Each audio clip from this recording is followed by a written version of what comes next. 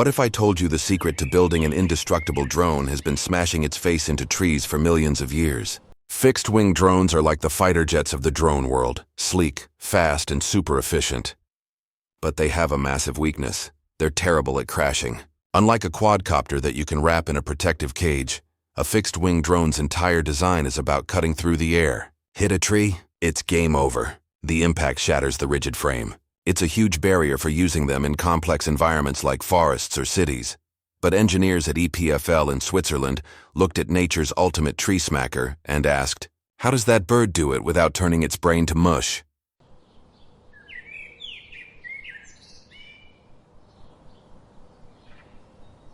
The answer is a biological masterpiece of shock absorption. A woodpecker's skull isn't just one solid bone. It's a clever system. You have the rigid beak, but it's connected to the main skull bone by a flexible bone called the hyoid that acts like a sling. In between, there's spongy bone that compresses. Plus, the brain has room to move around inside the skull. So, when the beak hits the tree, the impact energy is redirected and absorbed around the brain, not through it. The Swift drone, which stands for Shockproof Woodpecker-Inspired Flying Tensegrity, literally replicates this system. They've built a mechanical skull for a robot. The rigid carbon fiber rods are the beak. Bent carbon fiber strips act as the flexible hyoid bone. Elastic cables mimic the spongy bone.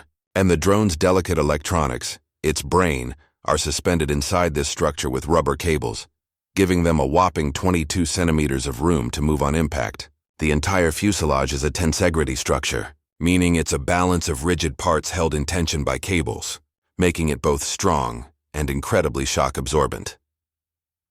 They also looked at how a woodpecker's wings survive the constant pounding.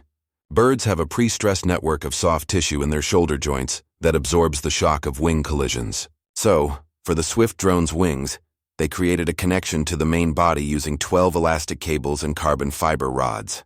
This not only keeps the wings from being ripped off in a crash, but also helps absorb even more energy that could have damaged the core.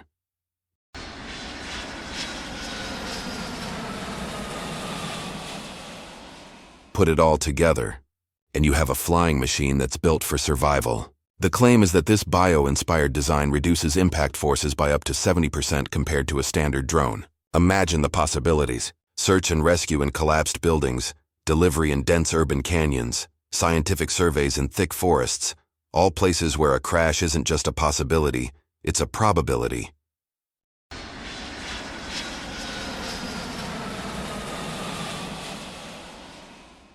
This isn't just a drone.